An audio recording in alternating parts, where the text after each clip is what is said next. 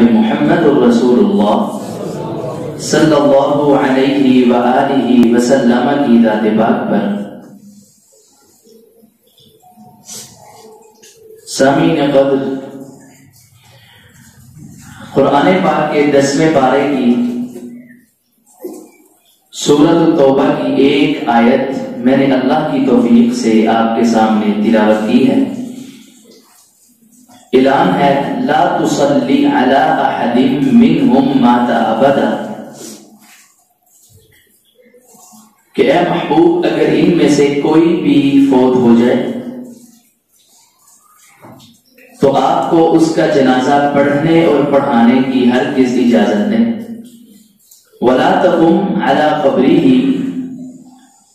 نہ ہی اس کی قبر پہ کھڑا ہو کے اس کے لیے دعا کرنے کی بھی اجازت ہے۔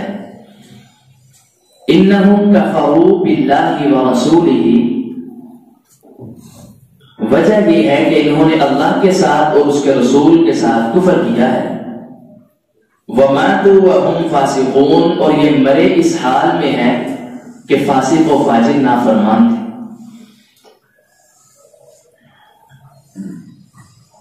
میں بھائیو آج آپ کے سامنے چند ان بدنصیب یا کہہ لیں کہ بدقسمت لوگوں کا تذکرہ کرنا چاہتا ہوں کہ جن کا آخری وقت نماز جنازہ بھی نبی پاک نے نہیں پڑھایا۔ اب دعا کیجئے کہ اللہ رب العزت ہمارا آنا سننا سنانا اپنی بارگاہ میں قبول و مقبول فرمائے، اور اللہ اس وقت جو ہم نے اللہ کی رضا کے لیے یہ دیا ہے، اللہ اس کے بدلے ہمیں جنت میں اعلیٰ مقام عطا فرمائے۔ اس موضوع کو سننے سے پہلے دو باتوں کا بھائی خیال رکھیے گا۔ ایک سب سے پہلی بات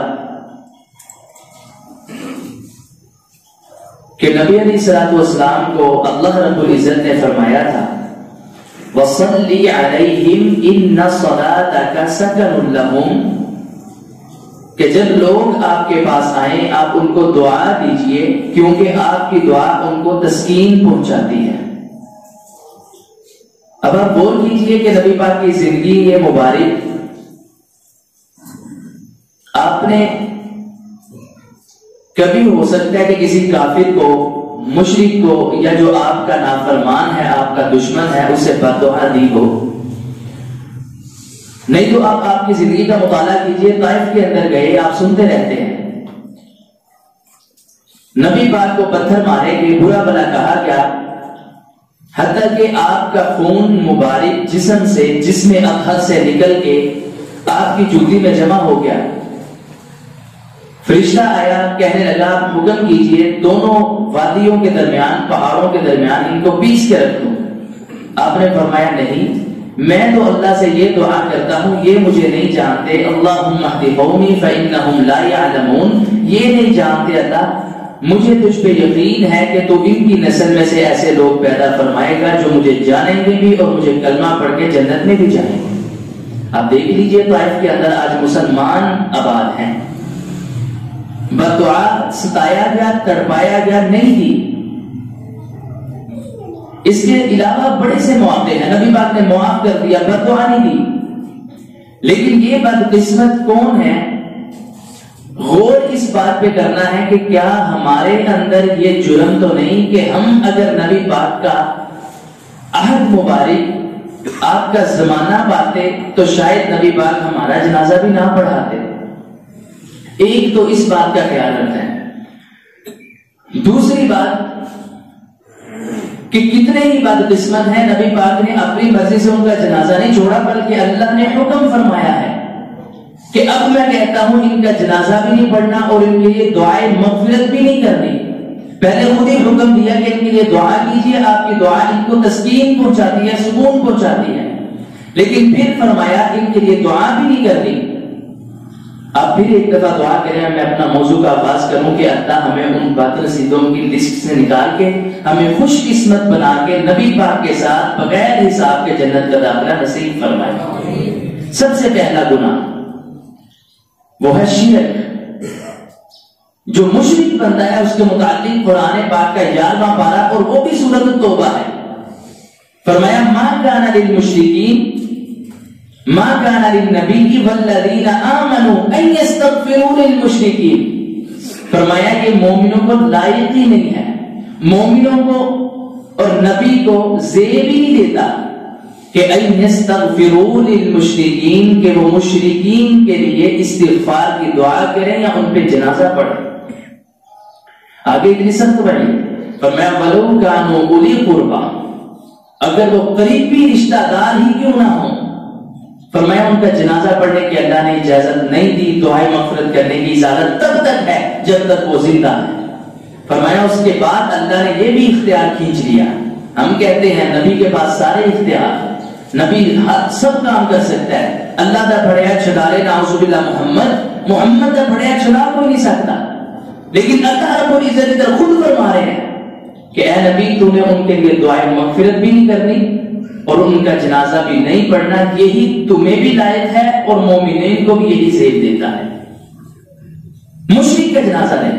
اب دیکھیے نبی پاک کے چچا ہیں ابو طالب, آپ سے پیار کرنے والے, آپ کا ساتھ دینے والے مشکل ترین گھڑیوں کے اندر. آخری وقت ہے, صحیح البخاری کے اندر حدیث ہے, آپ ان کے گھر گئے, جا کے چچا کو تلقین کی, باز کیا. اب یہ آیت کا نزول کب ہوا؟ محدثین فرماتے ہیں کہ اللہ فرماتا ہے نبی کو اور مشرکین کو زیب ہی نہیں دیتا کہ کسی مومنین ہو یا نبی ہو وہ کسی مشرک کے لیے دعا کرے, یا ان کو زیب نہیں دیتا. یہ آیت کا نزول ہونے لگا ہے.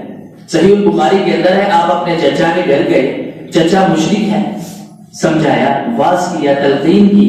کہتا ہے بھتیجے میں مانتا ہوں تیرا دین سچا ہے, میں مانتا ہوں, اقرار کرتا ہوں. کہا بھی چاچا کلمہ پڑھ لیں. مشرکین قریب بیٹھے ہیں سردار, ادھر ادھر دیکھتا ہوں کی طرف, وہ اشارہ کرتے ہیں اپنے باپ دادا کا دین چھاڑ کے مرے گا. کہنے لگا بھتیجے مانتا ہوں دین سچا ہے, لیکن میں آخری وقت میں یہ نہیں کہلوانا چاہتا میں مرنے کے بعد لوگ مجھے یاد کریں کہ ابو طالب ساری زندگی تو اپنے دین پہ کاربند رہا, لیکن آخری وقت اپنے باپ دادا کا دین چھوڑ کے اسلام قبول کر کے مرا ہے. میں یہ نہیں کہلوانا چاہتا. اب نبی پاک کے پاس کتنے اختیار ہیں, ہدایت بھی اللہ دینے والا ہے, قرآن پاک کے اندر ہے. کہا چاچا صرف کان کے اندر کلمہ پڑھتے, صرف مجھے سنا دے, ان کو نہ سنا, لوگوں کو نہ سنائیے, مجھے کان کے اندر کلمہ پڑھ کے سنا دیجئے. میں اللہ سے سفارش کروں گا, اللہ کو منانے کی کوشش کروں گا. اب کان کے اندر کلمہ, لیکن جس کو گمراہی اللہ کرے اسے ہدایت کون دے سکتا ہے؟ فرمایا یضل من یشاء ویہدی من یشاء, جسے وہ اللہ چاہتا ہے گمراہ کرتا ہے, جسے چاہتا ہے وہ ہدایت دے دیتا ہے. نبی بھی ہدایت دینے پر قادر نہیں ہے. دیکھیے نوح علیہ السلام, میں کہا کرتا ہوں 950 سال سے زیادہ باز کیا, اور قرآن پاک کے اندر ہے انی دعوت قومی لیلا ونہارا. کہتے ہیں اللہ میں نے دن کے اندر بھی اور رات کے اندر بھی 2 دفعہ اپنی قوم کو واضح و نصیحت کیا, تیری طرف بلایا ہے. 950 سال باز کرنے والے نوح علیہ السلام. میرے بھائیوں اگر 1 سال کے اندر ایک بھی شخص, ایک بھی بندہ مسلمان ہوتا تو کتنے بندے بنتے؟ بولو یار کتنے؟ 950 بندہ. لیکن آپ کی حدیث فرمایا, ایک حدیث میں 40, ایک میں 60 سے 70 بندے نوح علیہ السلام پہ کلمہ پڑھ کے مسلمان ہوئے تھے اور اتنے ہی جنت کے اندر جائیں. اب کیا کہیں گے, نوح علیہ السلام نے تبلیغ کی نعوذ باللہ صحیح کی نہیں, تبلیغ کرنے کا حق ادا کر دیا ہے. لیکن جسے اللہ ہدایت نہ دینا چاہے, کائنات کی سب سے بڑی طاقت, کائنات کے سب سے بڑی ہستی جناب محمد رسول اللہ صلی اللہ علیہ وسلم فرمانے میرے کان میں کلمہ پڑھتے میں یہ دلیل حجت اللہ کے سامنے پیش کر کے تجھے بخشوانے کی کوشش کروں گا. کہا میں نہیں پڑھ سکتا. نبی علیہ السلام حدیث میں ہے جب فوت ہوا آنکھوں میں آنسو ہیں, پلٹے واپس اپنے گھر کی طرف جا رہے ہیں, آسمان سے آیت کا نزول ہوا. 2 آیات محدثین کہتے ہیں, ایک اللہ نے آیت نازل کی انک لا تہدی من احببت ولکن اللہ یہدی من یشاء. میں آپ کے سامنے لفظی ترجمہ رکھتا ہوں. فرمایا انک, بے شک تو, تم, آپ, یہ کہا کس بھی مخاطب کی ہے. جیسے ہم انگلش کے اندر یو کہتے ہیں, فرمایا انکا بے شک اے میرے پیارے نبی تو لا تہدی نہیں تو ہدایت دے سکتا من احببتا جسے تو پسند کرتا ہے ولیکن اللہ یہدی من یشاء لیکن اللہ جسے چاہتے ہدایت دے دیتا ہے تم اس سے اختیار نہیں رکھتا. دوسری آیت کا نزول فرمایا اب ما کان للنبی والذین آمنوا ان یستغفروا للمشرکین ولو کانوا اولی قربی. فرمایا اب مومنوں کو اور اللہ کے نبی کو زیب نہیں دیتا کہ وہ کسی مشرک کا جنازہ پڑھے اور اس کے لیے دعائے مغفرت کرے. مشرک کا جنازہ پڑھانے کی ممانعت قرآن پاک کے اندر اللہ نے منع کر دیا. یہ اتنا سنگین جرم ہے. اور فرمایا جو مشرک بندہ ہے نا آپ بھائی دعا کیجئے. آپ تو سردی کے ساتھ بڑے ڈھیلے ہیں, ہم دعا بلند کریں. اللہ قبول کرنے والا ہے کہ اللہ ہم سب کو عقیدہ توحید کی دولت نصیب فرما کے شرک سے محفوظ فرمائے. عقیدہ توحید اتنی بڑی نعمت ہے, رب کعبہ کی قسم اس سے بڑی نعمت دنیا کے اندر کوئی ہے ہی نہیں.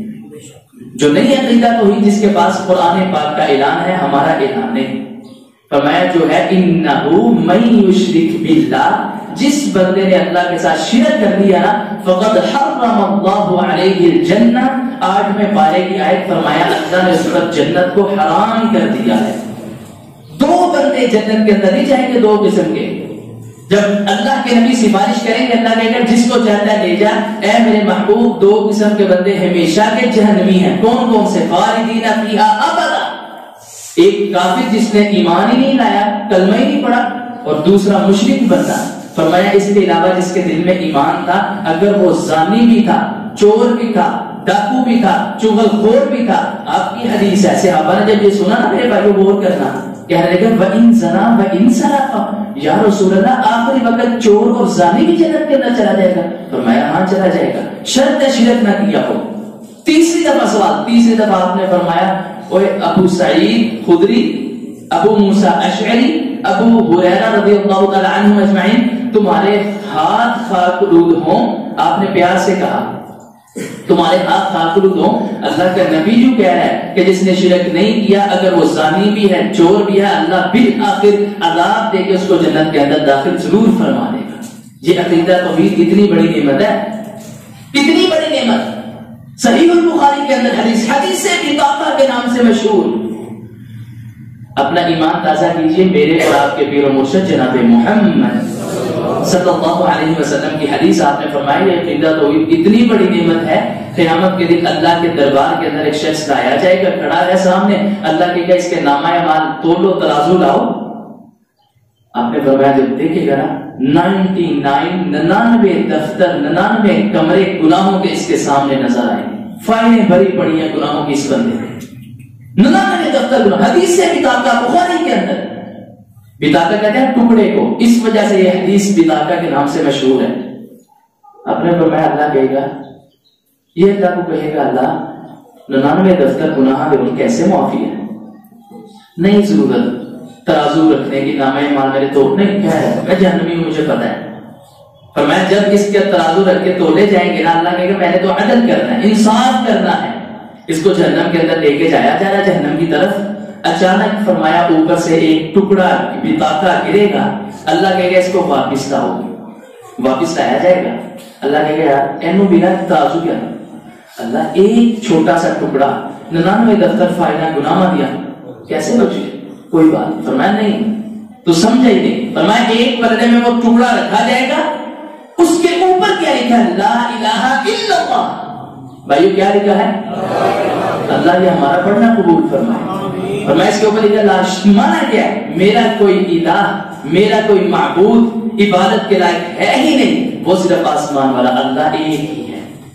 شرک نہیں کیا, کہا اس نے اتنے گناہ کیے وہ رکھا گیا. فرمایا والذی نفس محمد بیدہ, اس ذات کی قسم جس کے ہاتھ میں محمد کی جان ہے, اللہ 99 دفتر ایک پلڑے میں رکھ کے دوسرے پلڑے میں یہ صرف ایک چھوٹا سا ٹکڑا لا الہ الا اللہ کا رکھ کے جب ترازو فرشتے اٹھائیں گے یہ بطاقہ ٹکڑے والا پلڑا بھاری ہو جائے گا, گناہ اس بندے کے ہلکے ہو جائیں گے, اللہ اس بندے کو جنت کے اندر داخل فرما دے گا. یہ توحید کی فضیلت, عقیدہ توحید اتنا قیمتی. اور یہی ہے وہ ایک چھوٹا سا جملہ موسیٰ علیہ السلام, قرآن کہتا ہے کلم اللہ موسیٰ تکلیما, اللہ نے اگر کسی سے کلام کیا ہے تو کس سے؟ موسیٰ سے، ڈائریکٹ کلام، اندر سے واسطہ وسیلہ اور وحی کا سلسلہ ختم، سیدھا ڈائریکٹ موسیٰ علیہ السلام سے کلام ہو رہا ہے۔ تو اللہ کو کہتے ہیں اللہ مجھے کوئی ایسا وظیفہ بتائیے جو آپ کو بڑا ہی پسند ہو، کسی اور کو نہ پتا ہو۔ فرمایا موسیٰ پڑھ لیا کر لا الہ الا اللہ، پھر بھائیو پڑھیے لا الہ الا اللہ، یہ پڑھ۔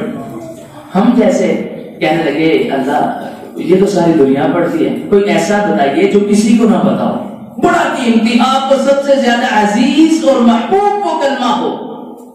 نبی پاک نے فرمایا، اللہ نے کہا موسیٰ تو نے سمجھا کیا اس کلمے کو؟ لو ان السماوات السبع والارضین السبع، فرمایا موسیٰ مجھے اپنی عزت کی قسم، بزرگی کی قسم، جلال کی قسم، اگر ایک طرف ساری دنیا ہو جائے، ساری دنیا آسمان و زمین ایک طرف ہو اور ایک طرف یہ پرڑا، ایک طرف یہ صرف لا الہ الا اللہ کا جملہ ہونا، اللہ کو پوری آسمان و زمین کی چیزوں سے زیادہ اگر کوئی چیز پسند ہے تو وہ یہ کلمہ ہے لا الہ الا اللہ، یہ ہے توحید۔ اب ادھر رک کے میں بھائی ایک بات بتانا چاہتا ہوں، ہم نے صرف شرک سمجھا ہے قبروں پہ سجدہ کرنے کو، ہم نے سمجھا غیر اللہ کے نام کی نیاز دینے کو، ہم نے ان چیزوں کو شرک سمجھا ہے نا، اس کے علاوہ شرک ہے۔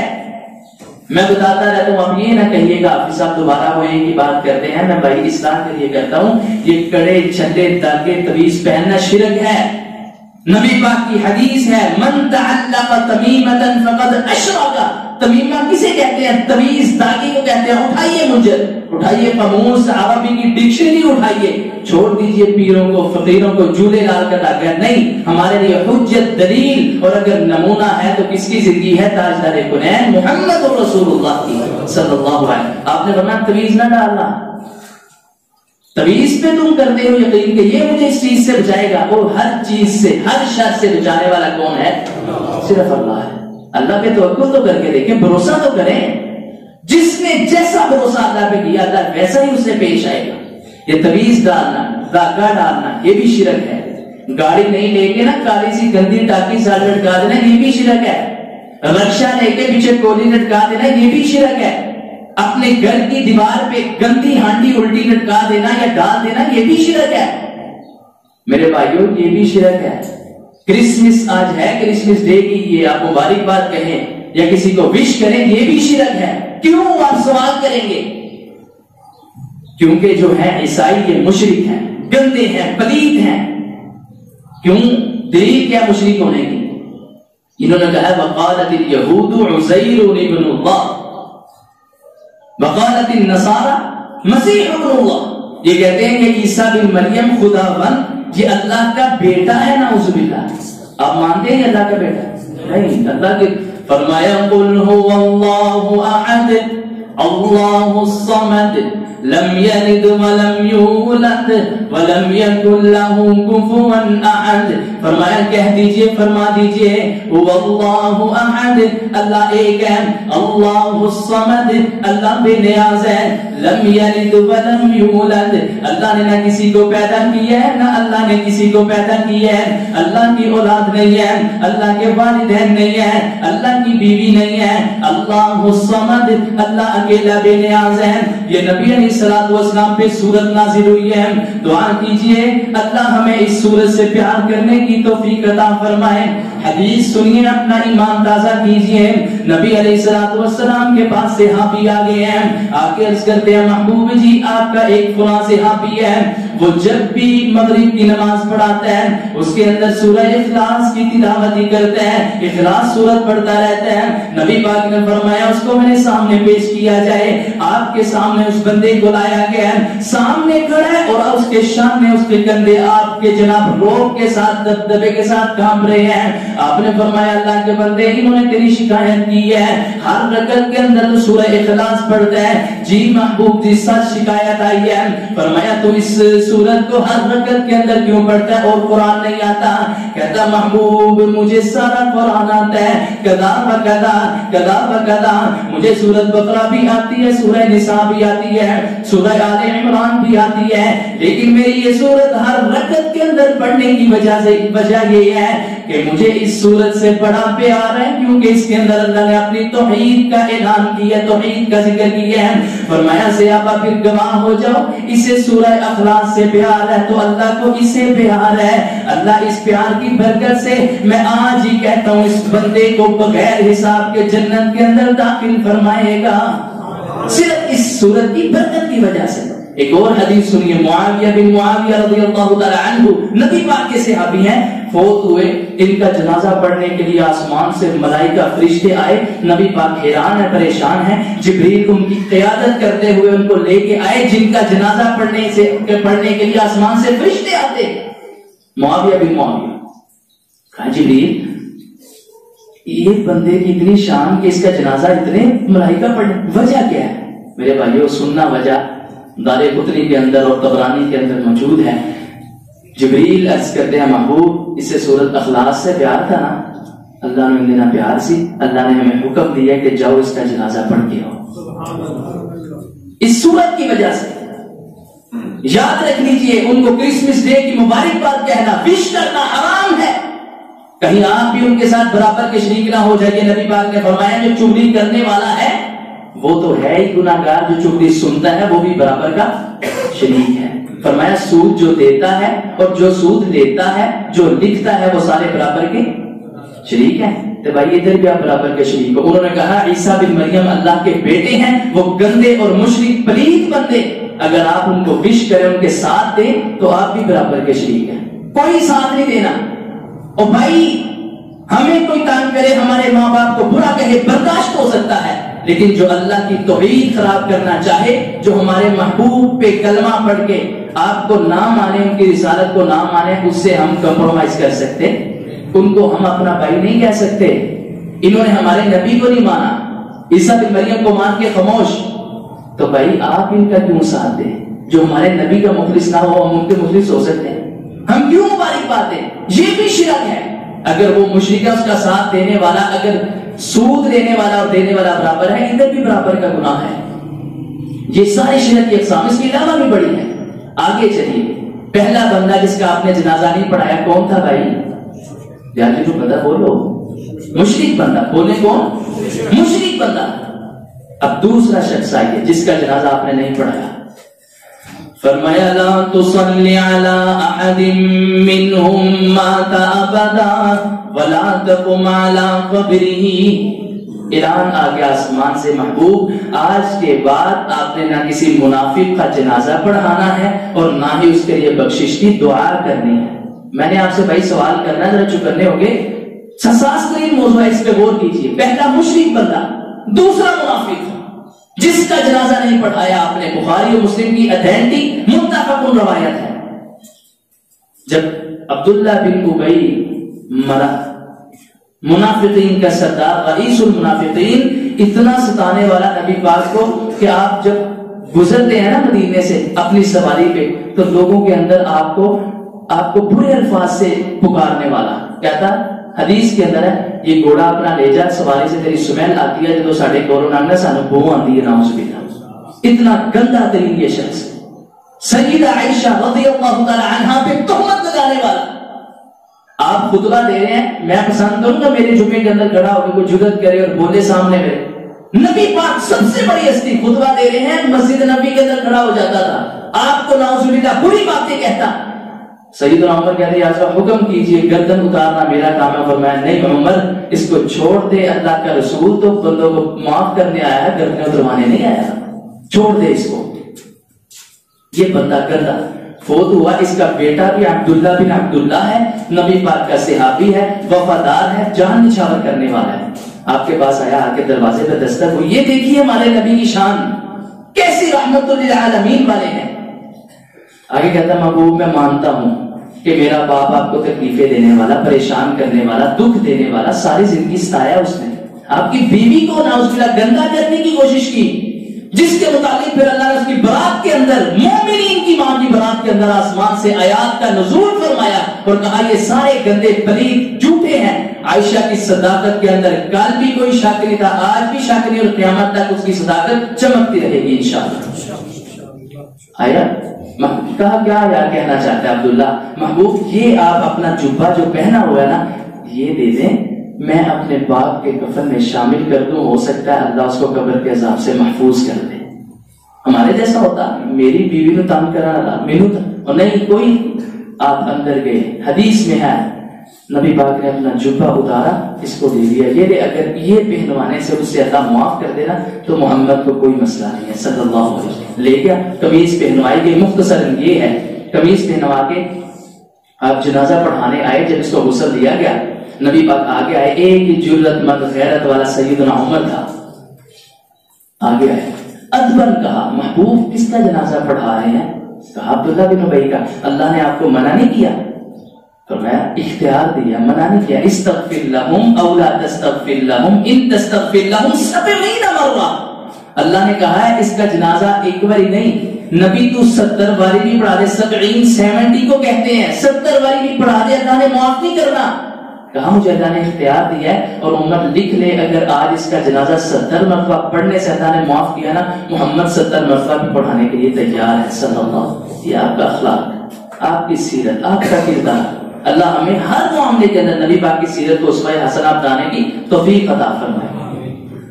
جنازہ پڑھایا نبی پاک نے، اتنی بڑی ہستی ہے، پیچھے آمین کس نے کہا ہے؟ جو جنتی ہیں، صحابہ کرام نے آمین کہا، میت اٹھائی گئی، قبر کے اندر رکھی گئی، آپ پیچھے پہنچ گئے تو کہا عبداللہ باپ کو لحد میں اتار دیا، جی محبوب جی، فرمایا باہر نکالو، باہر نکال کے اپنے ران مبارک پہ اس بدبخت کا گندا سر رکھا، اور آپ نے وَنَفَخَ عَلَيْهِ بِالرِّيقِ اس کا منہ کھول کے اپنا لعاب مبارک اس کے منہ میں ڈال دیا۔ بھائی وہ لعاب سنتے رہتے ہیں، شفائیں ہی شفائیں، 14 بندوں کا کھانا 1400 صحابہ کھا کے اس لعاب کی برکت سے، تھوک کی برکت سے، محبوب کی، لیکن یہی تھوک ہے اس کے منہ میں گئی، فرمایا اب اس کو لحد میں اتار اور میں قبر پہ دعا کرتا ہوں۔ جب آپ مٹی ڈلوا کے ہاتھ اٹھانے لگے فوراً جبریل آئے، یہ آیت کا نزول تب ہوا، امام بخاری لکھتے ہیں لا تصلی علی احد منہم مات ابدا ولا تقم علی قبرہ، محبوب جو ہو چکا سو ہو چکا، آج کے بعد آپ کو اجازت ہی نہیں ہے کہ آپ کسی منافق کا جنازہ پڑھائیں یا پھر اس کو لحد میں اتار کے اس کے لیے دعائے مغفرت کریں، اللہ نے آپ سے یہ اختیار چھین لیا ہے۔ میں کیسے مان لوں کہ اللہ دا پڑھیا چڑھا لے، محمد دا پڑھیا چڑھا، کوئی بھائی چھوڑ دے لوگوں کو، اپنا عقیدہ درست کیجئے، اپنے دماغ کو استعمال کیجئے۔ یہ دیکھیے نبی پاک بخشوا رہے ہیں، اپنا جبہ بھی دیا، اپنا لعاب بھی ڈالا، جنازہ بھی پڑھوایا، پڑھا، صحابہ نے آمین کہا، لیکن اللہ نے کہا میں نے معاف کرنا۔ پھر پتہ کیا چلا، ایھا الناس انتم الفقراء الی اللہ واللہ هو الغنی الحمید، تم سارے میرے در کے فقیر ہو، اللہ الصمد، اللہ بے نیاز ہے، اسے کسی کی کوئی پرواہ نہیں، جو چاہے وہ کرنے والا ہے۔ نبی پاک پلٹے، انہوں نے پیچھے سے یا رسول اللہ آخری کام دعا تو کر جائیں قبر پہ، فرمایا نہیں عبداللہ جو تو نے کہا میں نے مانا، جبہ بھی دیا، جنازہ بھی پڑھایا، لعاب بھی ڈالا، لیکن اب میں تجھے راضی کرنے کے لیے اپنے اللہ کو ناراض نہیں کر سکتا، اللہ نے یہ اختیار میرے سے چھین لیا، میں تیرے باپ کے لیے قبر پہ دعا کر ہی نہیں سکتا۔ منافق کا جنازہ اس کے بعد نبی پاک نے نہیں پڑھایا۔ اب ہم نے اپنے گریبان میں جھانکنا ہے، چھوڑ دیجئے او جی آفا جی اعتقادی منافق سی، عملی منافق سی، ایسی عملی منافقہ نہیں۔ نبی پاک نے فرمایا منافق کی نشانیاں ہیں، اذا حدث کذب، بات کرے گا تو جھوٹ بولے گا، واذا اؤتمن خان، فرمایا امانت پکڑائی جائے نا، امانت یا اللہ کی حفاظت کریں، یہ خیانت کرے گا۔ اور یہ نہ سمجھیے کہ 5000 پڑھایا تھا واپس 3000 آئے گا، نہیں، اپنے اپنے اداروں کے اندر، آفس کے اندر رہ کے دیکھیں ہم کہیں خیانت تو نہیں کر رہے، حکومت کا یا اس پرائیویٹ کمپنی کا پیسہ لے کے ہم اس کے اندر خیانت تو نہیں کر رہے، اگر کر رہے ہیں تو پھر سمجھیے آپ منافق ہیں۔ نبی پاک نے فرمایا تیسری نشانی، جب بھی اس کی لڑائی ہوگی نا یہ گالیاں بکے گا۔ چوتھی نشانی فرمایا اس کے اوپر فجر کی اور عشاء کی نماز بھاری ہوگی، ہمارے اوپر بھاری تو نہیں، اگر ہے تو بھائیو دیکھیے کہ شاید ان 4 اگر ہمارے اندر خصلتیں ہیں تو محبوب کا اگر ہم سے ماننا پاتے تو شاید اللہ کے رسول بھی ہمارا جنازہ نہ پڑھاتے۔ تیسرا بندہ وہ ہے، پہلے ہی سن لیں اس کے بارے میں، نبی پاک نے فرمایا خودکشی کرنے والا، گندا ترین بندہ، فرمایا اس کو اللہ نے اس کی زندگی امانت کے طور پہ دی تھی، اس نے خود اسے امانت کے اندر خیانت کی ہے۔ نبی پاک نے فرمایا میں جب معراج پہ لے جایا گیا میں نے دیکھا کچھ بندے جہنم کے اندر ہیں، آگ کا عذاب بھی لے رہے ہیں اور مرتے جا رہے ہیں، زندہ ہوتے ہیں، مرتے ہیں، زندہ ہوتے ہیں۔ میں نے سوال کیا جبریل سے، جبریل نے کہا یہ خودکشی کرنے والے ہیں، یہ جس حال میں مرا تھا نا، مطلب اس نے اگر اپنی گردن کاٹی تھی یا اپنے خود ہی فائر مارا تھا یا خود ہی چھت سے گر گیا تھا یا خود ہی زہر کھا لیا تھا۔ فرمایا ایک تو اللہ اسے قیامت تک یہ جہنم کا عذاب آگ کا دے گا، اور دوسرا عذاب یہ ہوگا جس حال میں یہ مرا ہوگا اللہ وہی اس کی کیفیت کو دوبارہ لوٹاتا رہے گا۔ اتنا سنگین جرم۔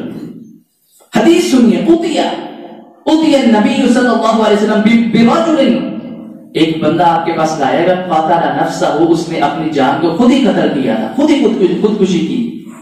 آپ نے فرمایا میں اس کا جنازہ نہیں پڑھوں گا، لے جاؤ جس نے پڑھنا ہے وہ پڑھ لے، محمد اللہ کا نبی اس کا جنازہ نہیں پڑھ سکتا صلی اللہ علیہ وسلم۔ جنازہ نہیں پڑھا آپ نے، آپ دعا کیجیے اللہ ہمیں ہر طرح کی امانت کے اندر خیانت نہ کروائے، بلکہ ہمیں امانت کی پاسداری کرنے کی توفیق عطا فرمائے۔ اللہ ہمیں ان سنگین جرائم سے بھی محفوظ فرمائے۔ وقت کم ہے۔ چوتھا بندہ کہ جس کا جنازہ آپ نے نہیں پڑھایا، دوبارہ گننے، پہلا بندہ مشرک تھا اور دوسرا بندہ منافق، تیسرا بندہ خودکشی کرنے والا اور چوتھا بندہ بھائی اس کے اندر شاید کافی لوگ شریک ہے اور کام بھی جائز ہے، کر بھی سکتے ہیں۔ چوتھا بندہ ہے جو قرض دار ہے، جس پہ قرض ہے، مقروض بندہ۔ نبی پاک نے مقروض کا جنازہ نہیں پڑھایا۔ آپ حیران ہوں گے، سنیے حدیث، میرے اور آپ کے پیر و مرشد جناب محمد صلی اللہ علیہ وسلم کی حدیث پاک ہے۔ نبی علیہ الصلوۃ والسلام نے فرمایا جب ایک بندہ اللہ کی راہ کے اندر شہید ہوتا ہے، مجاہد بن جاتا ہے، فرمایا اس کی اتنی شان ہے، مجاہد کو اللہ نے اتنا اختیار دے دیا ہے، اس کا جب گردن اترتی ہے یعنی زخمی ہو کے اللہ کی راہ کے اندر شہید ہو جاتا ہے، فرمایا میں خود اپنی نبوت والی زبان سے کہتا ہوں اس کا خون کا قطرہ زمین پہ بعد میں گرتا ہے، اللہ اس کے سارے گناہوں کو معاف کر کے اس کے لیے جنت کے 8 دروازے کھول دیتا ہے۔ یہ ہے مجاہد بندہ۔ دعا کیجیے اللہ ہمیں شہادت کا رتبہ اپنی راہ کے اندر شہادت کا رتبہ نصیب فرمائے۔ اتنی شان، لیکن آپ نے فرمایا یہی شہید بندہ ہے جس کے لیے جنت کے 8 دروازے کھل گئے ہیں، سارے گناہ معاف ہو گئے ہیں۔ فرمایا اگر یہ قرض خواہ، یہ مقروض ہے، اس پہ قرض ہے، تو اللہ اس شہید کو بھی معاف نہیں کرتا جب تک کہ اس کا قرض ادا نہ کر دیا جائے۔ نبی علیہ الصلوۃ والسلام کے سامنے ایک بندہ لایا گیا ہے، بخاری کے اندر حدیث پاک ہے، سنن ترمذی کے اندر موجود ہے، سنن نبی داؤد کے اندر موجود ہے، دیگر کتب کے اندر روایت تفسیر کے ساتھ موجود ہے۔ ابو موسیٰ اشعری رضی اللہ تعالیٰ عنہ یہ حدیث بیان کرتے ہیں، فرماتے ہیں ایک مرتبہ نبی علیہ الصلوۃ والسلام کے پاس جنازہ لایا گیا، آپ ایک ہی سوال کرتے تھے کہ میرا صحابی مقروض تو نہیں ہے، اس پہ قرض تو نہیں ہے؟ جب سوال کیا گیا صحابہ کرام نے جواب دیا محبوب جی اس پہ قرض ہے۔ بھائی اس پہ کیا ہے؟ قرض۔ کروڑا دا یا لکھا دا؟ نہیں، حدیث کے اندر آتا ہے، ایک حدیث میں ہے 2 درہم قرض ہے، 2 روپے، 2 درہم چاندی کے سکے۔ ایک حدیث کے اندر آتا ہے 17 درہم، 17 درہم یا 2 درہم، کیا اوقات، کیا اس کی ویلیو؟ یا رسول اللہ صلی اللہ علیہ وسلم اس پہ 2 درہم قرض ہے، ایک حدیث میں 17 درہم قرض ہے۔ آپ نے فرمایا میرے صحابہ، یہ میرا صحابی تھا، میرے پیچھے نمازیں پڑھنے والا ہے، بڑا ہی نیک ہے، یہ گناہ نہیں تھا کرتا، لیکن اللہ کا نبی مقروض کا جنازہ نہیں پڑھائے گا، لے جاؤ اس کو، اس کا جنازہ پڑھ دینا، میں نے اس کا جنازہ نہیں پڑھنا۔ قریب سے ایک صحابی رسول عرض کرتے ہیں محبوب جی اس کا جنازہ پڑھا دیجئے، میں اس کا قرض ادا کر دوں گا۔ آپ نے اس سے وعدہ دیا ہے، جب اس نے وعدہ دے دیا میں اس کا قرض ادا کر دوں گا، میں نے حدیث کے اندر پڑھا نبی علیہ الصلوۃ والسلام نے پھر وعدہ لے کے اس کا قرض ادا کرنے کی وجہ سے پھر اس اپنے صحابی کا جنازہ پڑھایا۔ ادروائز آپ نے فرمایا جو بھی مقروض فوت ہو یا شہید ہو محمد اس کا جنازہ نہیں پڑھائے گا صلی اللہ علیہ وسلم۔ اتنا سنگین جرم۔ آپ دعا کیجئے اس گھڑی کے اندر ہمارے دوست، رشتہ دار، ہمسائے جتنے آپ آئے ہیں، اللہ جس کا بھی قرض ہے اس کا قرض ادا کرنے کے اندر اللہ اپنی غیبی خزانوں میں سے مدد فرمائے۔ سنگین ترین جرم۔ فرمایا اگر قرض لینا ہے، جو بندہ اس نیت سے قرض لے، حدیث میں ہے کہ اللہ میں نے اس کو ادا بھی کرنا ہے، نبی پاک نے فرمایا اللہ اس کی غیبی خزانوں سے مدد فرماتا ہے، اور جو بندہ قرض لے اور کوئی بیٹھی جائے گی بے لانگے جدو ادا کرنا ہے، فرمایا پھر اللہ اس کو ادا کرنے کی توفیق دیتا ہی نہیں ہے۔ یہ 4 ایسے گناہ ہیں جن کا جنازہ ان مجرموں کا اللہ کے رسول نے نہیں پڑھایا، حالانکہ نبی پاک نے خود ادھار دیا، حدیث کے اندر ہے، کسی سے زرہ ادھار دے دی، کسی سے اونٹ لے لیا، کسی سے پیسے لیے، نبی پاک کے صحابی بیان کرتے ہیں میرے سے آپ نے پیسے لیے اور آپ نے وہ واپس ادا بھی کیے، لیکن اس کے باوجود جو مفروض ہے اللہ نے اس کا جنازہ پڑھانے ہی نہیں دیا نبی پاک کو۔ اللہ سے دعا ہے آخری کہ اللہ ہمیں ان سنگین جرائم